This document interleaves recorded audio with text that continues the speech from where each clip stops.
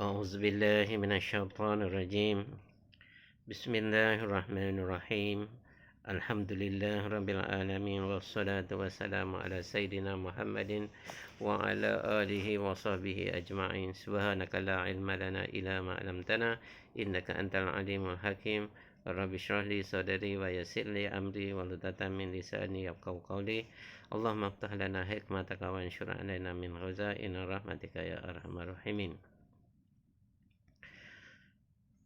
Tafsir Al-Quran Ahmad Suhaji bin Muhammad daripada ayat 189 hingga 195 berkisahkan bab berjihad dengan jiwa dan harta di jalan Allah Subhanahu wa taala.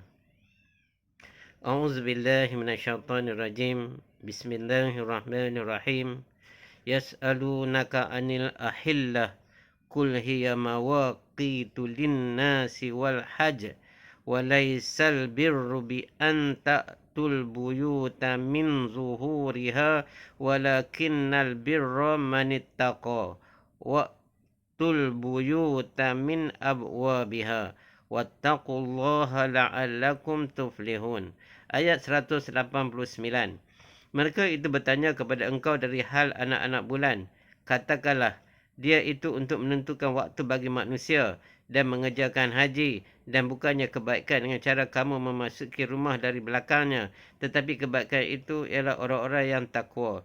Masuklah kamu ke dalam rumah dari pintunya dan takutlah kepada Allah. Mudah-mudahan kamu mendapat kemenangan. Huraiannya, menurut Al-Khazin, ayat ini diturunkan tak kala dua sahabat Ansar, Mu'az bin Jabal dan Salabah bin Khanam bertanya kepada Nabi SAW, mengapa bulan ini pada mulanya halus kelihatannya, kemudian semakin besar, akhirnya penuh. Sesudah itu beransur-ansur pula kecil, akhirnya kembali halus sebagai bermula. Iaitu mereka menanyakan, apa faedah dari hikmat yang demikian itu? Maka Allah turunkan ayat ini yang maksudnya, bulan itu tidak tetap seperti matahari, bahkan berubah-ubah kelihatannya. Mula-mula halus bagaikan sabit. Inilah yang dinamakan awal bulan. Lama-lama penuh jadi purnama dan bercahaya terang benderang. Itulah dinamakan pertengahan bulan. Kemudian pudar cahayanya kecil dan menghalus. Akhirnya kembali bermula seperti sedia kala. Ia dijadikan Tuhan bagi faedah manusia untuk maslahat agama dan dunianya. Dengan perantaraan bulan, manusia akan mengetahui waktu mengerjakan haji, puasa, berbuka, juga waktu untuk menentukan masa, membayar hutang, membayar upah dan sewa. Waktu untuk menentukan iddah perempuan yang bercerai dari suaminya, menentukan masa haidnya, dan lain-lain waktu daripada perkara-perkara yang mempunyai hubungan dengan terbitnya anak bulan. Allah menerangkan pula masa orang mengerjakan haji, kerana dia tidak lagi membenarkan haji itu dikerjakan sebagaimana orang-orang jahiliah mengerjakannya, yang kerap menukar-nukar bulannya. Maka hendaklah haji itu dikerjakan pada bulan-bulan yang tertentu. Di dalam ayat yang berbunyi, walaisal birru bi an ta'tul buyuta min zuhuriha, bukannya kebaikan dengan cara kamu memasuki rumah dari belakangnya. Yakni Allah mencela bahawa pekerti orang yang seperti ini bukanlah daripada kebaikan kerana ia tidak memelihara peraturan. Walakinnal birra manittaqa, tetapi kebaikan itu ialah orang yang takwa, yakni yang tahu memelihara peraturan. Oleh itu Allah melanjutkan, wa'tul buyuta min abwabiha wattaqullaha la'allakum tuflihun. Masuklah kamu ke dalam rumah dari pintunya yang telah disediakan dan takutlah kepada Allah. Mudah-mudahan kamu mendapat kemenangan. Menurut Az-Zuhri, ayat tersebut diturunkan kerana orang Ansar dahulu biasanya di dalam ihram umrah, mereka tidak mahu kelindungan atap rumah atau apa-apa yang melindungi antara langit dengan dirinya. Kemudian apabila mereka masuk rumah, dibukanya dinding rumah itu, atau mereka masuk dari belakangnya supaya terdedah dan terbuka. Tidak ada yang melindungi antara dia dengan langit. Maka turunlah ayat ini merupakan perintah untuk menghapuskan kebiasaan tersebut, baik dalam ihram maupun di luar ihram. وَقَاتِلُوا فِي سَبِيلِ اللَّهِ الَّذِينَ يُقَاتِلُونَكُمْ وَلَا تَعْتَدُوا إِنَّ اللَّهَ لَا يُحِبُّ الْمُعْتَدِينَ. Ayat 190. Perangilah olehmu pada jalan Allah akan orang-orang yang memerangi, dan janganlah kamu melanggar. Sesungguhnya Allah tidak suka kepada orang-orang yang melanggar batasan. Huraiannya, pada tahun ke-6 Hijrah, Nabi SAW bersama rombongannya yang terdiri daripada orang-orang Muhajirin dan Ansar serta suku Arab yang lain iaitu seramai 1,400 orang keluar dari Madinah pada awal bulan Zulkaidah, salah satu bulan yang dimuliakan. Mereka berpakaian ikhram dengan niat mengerjakan umrah dengan maksud ziarah ke Baitullah Al-Haram di Makkah secara aman, bukan secara menyerang. Adapun hikmah yang tersembunyi di sebalik pekerjaan ini supaya bangsa Arab yang bukan Islam mengetahui bahawa Nabi SAW mengajak mereka untuk menunaikan satu kewajipan yang besar yang diperintahkan oleh Islam, sebagaimana orang Arab dahulu yang juga telah mewajibkan. Ini dititik-titik beratkan kerana orang-orang Quraisy Makkah masih menentang orang-orang Islam dan pada bila-bila masa bersedia hendak memerangi mereka. Maka rombongan itu benar-benar merupakan rombongan yang mencintai keamanan, tidak merupakan angkatan perang kerana tidak ada bekalan yang disediakan, bahkan tidak ada sebilah pun pedang yang terhunus. Semuanya tersimpan dalam sarungnya. Tetapi malangnya rombongan ini telah terhalang kerana orang-orang Quraisy Makkah tidak membenarkan mereka memasuki kota Makkah, bahkan bersedia akan menantang. Muncullah dengan kebijaksanaan Nabi SAW tidak terjadi sebarang pertempuran. Bahkan terikat satu perjanjian di antara orang-orang Islam dengan orang-orang Quraisy Makkah yang dinamakan Sulhul Hudaybiyah, perdamaian Hudaybiyah. Di antara kandungan perjanjian tersebut ialah orang-orang tidak boleh, masing-masing tidak boleh menyerang selama 10 tahun, dan pada tahun hadapan terbaru dibenarkan orang Islam masuk ke Makkah selama 3 hari saja bagi menziarahi Baitullah. Maka pada awal bulan Zulkaidah tahun 7 Hijrah, berangkatlah Nabi SAW dengan angkatan perangnya sebanyak 1,500, iaitu rombongan tahun yang lalu untuk mengqadakan ibadat umrah yang telah terhalang dahulu. Rombongan itu khawatir kalau kaum Quraisy, orang Quraisy Makkah akan menentang mereka sekali lagi dan tidak menepati janji. Juga mereka tidak suka berperang pada bulan yang dimuliakan itu dan di tempat yang dimuliakan pula. Maka untuk menghilangkan kekhawatiran mereka, Allah telah menurunkan ayat bermaksud, perangilah olehmu pada jalan Allah akan orang-orang yang memerangi kamu. Maksudnya berperang pada jalan Allah dalam ayat ini adalah berperang semata-mata kerana meninggikan agama Allah. Dan orang yang diperangi itu ialah musuh-musuh yang sedia memerangi orang Islam. Dan Allah melarang untuk mendahului melanggar. Diwayatkan dari Buraidah, katanya yang bermaksud bahasanya Rasulullah SAW manakala melantik ketua angkatan perang yang diutusnya pergi berperang, diberinya wasiat supaya takutkan Allah. Satu pesanan khas untuknya dan pesanan secara am untuk yang lain, supaya baik-baik dalam tugasnya. Kemudian baginda berkata, berperanglah kamu atas nama Allah dan di dalam jalan Allah. Perangilah siapa-siapa yang kufur kepada Allah. Seranglah mereka. Jangan khianat, jangan melampaui batas, jangan mengerat-ngerat musuh yang sudah mati, dan jangan membunuh kanak-kanak. Pada akhir ayat disebut, Innallaha la yuhibbul mu'tadin. Sesungguhnya Allah tidak suka kepada orang-orang yang melanggar batas. Para mufassirin berkata, ayat ini telah dimansuhkan dan digantikan dengan beberapa ayat lain, di antaranya dalam surah Al-Baqarah dan juga ayat seterusnya ini, ayat 191.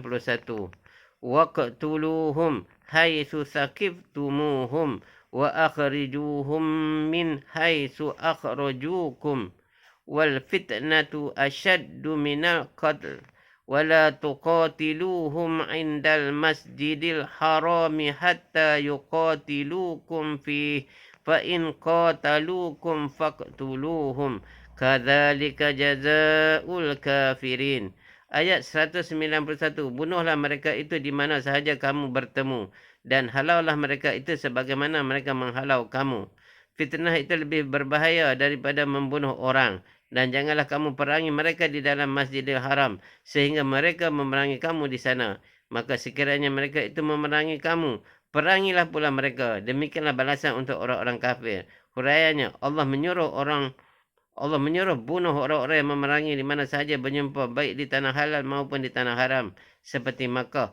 Perintah berjihad berperang pada ayat 190 itu ialah sekiranya musuh yang mula menyerang dahulu. Manakala pada ayat 191 pula, suruhan berjihad itu hendaklah dilakukan sama ada musuh sedia melawan ataupun tidak melawan. Dan musuh yang dahulunya menghalau Nabi SAW dari Makkah, hendaklah dihalau pula. Pekerti mereka itu adalah merupakan fitnah disebabkan mereka menyekutukan Allah. Maka fitnah itu lebih besar bahayanya dari membunuh orang. Kemudian di akhir ayat itu Allah melarang untuk berperang di dalam Masjidil Haram. Tetapi sekiranya musuh melawan, barulah mereka diperangi. Kerana yang demikian itu adalah balasan bagi orang-orang yang kafir. Pada tahun ke-8 Hijrah, kota Mekah telah pun ditawan oleh Nabi SAW dengan angkatan perangnya yang berjumlah 10,000 orang. Kota Mekah dapat dimasuki oleh tentera Islam pada 20 Ramadan yang semuanya sedang berpuasa. Tiada darah yang tertumpah dan tiada siapa pun yang dihalau. Bahkan adanya sifat Nabi yang halim, kasih sayang, semua penduduk Mekah mendapat keampunan. Ini adalah catatan sejarah Islam bahawa pejuang-pejuang Islam pada zaman Nabi SAW tidak meninggalkan puasa atau merayu supaya dikecualikan walaupun mereka sedang bertugas di medan perang. Maka sangatlah dikesalkan jika ada fatwa yang kononnya merayu mengecualikan puasa yang dianggapnya boleh mematikan tenaga perjuangan. فَإِنِ انْتَهَوْا فَإِنَّ اللَّهَ غَفُورٌ رَحِيمٌ. Ayat 192. Jika mereka berhenti, sesungguhnya Allah Maha Pengampun lagi penyayang. Huraiannya, jika mereka itu berhenti tidak mau mengadakan perlawanan atau tidak lagi kufur, malahan menyerah diri masuk Islam, sesungguhnya Allah akan mengampuni kesalahan mereka yang lalu dan Dia Maha Penyayang kepada hamba-Nya kerana tidak menyenggerakan siksanya ke atas mereka. وَقَاتِلُوهُمْ حَتَّى لَا تَكُونَ فِتْنَةٌ وَيَكُونَ الدِّينُ لِلَّهِ فَإِنِ انْتَهَوْا فَلَا عُدْوَانَ إِلَّا عَلَى الظَّالِمِينَ. Ayat 193. Perangilah mereka sehingga tidak ada fitnah dan agama adalah bagi Allah sahaja. Jika mereka berhenti, maka tidak boleh dianiaya kecuali kepada orang-orang yang aniaya. Huraiannya, perangilah orang-orang yang musyrik itu sehingga tidak ada lagi fitnah, yakni tidak ada lagi penyekutuan terhadap Allah, maka janganlah diterima kecuali mereka mengaku beragama Islam, supaya agama yang sebenar-benarnya merupakan penyembahan terhadap Allah semata-mata, tidak menyembah kepada yang lain. Jika mereka berhenti tidak mahu mengadakan perlawanan atau tidak lagi kufur, tiadalah boleh menganiaya mereka kecuali kepada mereka yang berbuat aniaya. Dan orang yang dikatakan aniaya itu ialah yang meletakkan ibadatnya atau penyembahannya bukan pada tempatnya. Asy-syahrul haramu bisyahril harami wal huruma tu qisas faman i'tada 'alaikum fa'tadu 'alaihi bimisli maqtada 'alaikum wattaqullaha wa'lamu annallaha ma'al muttaqin. Ayat 194. Bulan haram dibalas dengan bulan haram dan kehormatan itu berbalas juga. Barang siapa yang menceroboh kepada kamu, maka hendaklah kamu balas mereka yang serupa dengan pencerobohannya terhadap kamu. Takutlah kamu kepada Allah dan ketahuilah bahawa Allah berserta orang-orang yang takwa. Huraiannya, Asy-syahrul haramu bisyahril haram. Bulan haram dibalas dengan bulan haram. Ayat ini diturunkan pada masa orang-orang Islam mengqada umrah, iaitu ketika Nabi SAW dan rombongannya keluar dari Madinah pada bulan Dzulqa'dah tahun 7 Hijrah.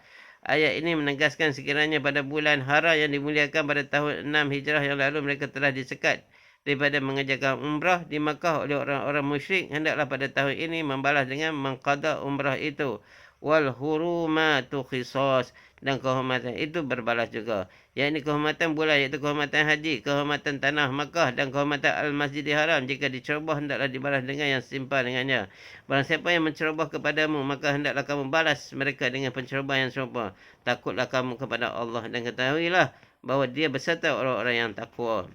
Wa anfiqu fi sabilillahi wa la tulqu bi aidikum ila tahlukah wa ahsinu innallaha yuhibbul muhsinin. Ayat 195. Belanjakanlah hartamu pada jalan Allah dan janganlah kamu menceburkan dirimu kepada kebinasaan, dan berbuat baiklah, sesungguhnya Allah mengasihi orang-orang yang berbuat baik. Huraiannya, maksudnya membelanjakan harta pada jalan Allah di sini iaitu bertujuan mentaatinya seperti menunaikan haji, umrah, menghubungkan tali silaturahim, berderma, berjihad, berjuang memerangi musuh dan mempersiapkan kelengkapan perang, kelengkapan diri sendiri dan ahli keluarga yang ditanggungnya, dan lain-lain daripada perkara-perkara yang merupakan bakti kepada Allah. Adapun maksud janganlah kamu menceburkan dirimu di dalam kebinasaan, di sini ada terdapat berbagai pendapat ahli takwil. Setengahnya berkata di dalam perbelanjaan jangan sampai melampau, membazir dan seumpamanya. Kerana yang demikian itu boleh membawa kebinasaan. Yang lain berkata, janganlah enggan untuk mengeluarkan perbelanjaan hingga melemahkan tenaga dan persiapan berjihad. Kerana dengan sebab kelemahan dari segi ini mudah bagi musuh membinasakan kamu. Yang lain lagi berpendapat, jangan khawatir dengan sebab berbelanja untuk menunaikan haji, jihad dan seumpamanya boleh menyebabkan kamu hidup di dalam kesempitan dan kesusahan. Tuhan akan menggantikannya dengan pahala dan beri rezeki yang segera. Oleh sebab itu berbuat baiklah dan berbelanjalah kamu. Jangan membazir. Allah mengasihi orang-orang yang berbuat baik dengan memberi pahala di atas kebaikannya. Wallahu a'lam. Mudah-mudahan apa yang kita baca dan kita dengar mendapat taufik dan hidayah daripada Allah untuk kita amal yang kita sampaikan, insya-Allah. Subhanakallah bihamdihi, subhanakallah bihamdika, asyhadu an la ilaha illa anta, astaghfiruka wa atubu ilaik. Allahumma inni astaudi'tuka ma qara'tuhu fardudhu ilayya indaka hajati ilaih. Ya Allah, ya Tuhanku, sesungguhnya aku titipkan, simpankan kepadamu apa-apa yang telah aku baca, dan kembalikanlah ia kepadaku ketika aku berhajat kepadanya, memerlukannya. Amin.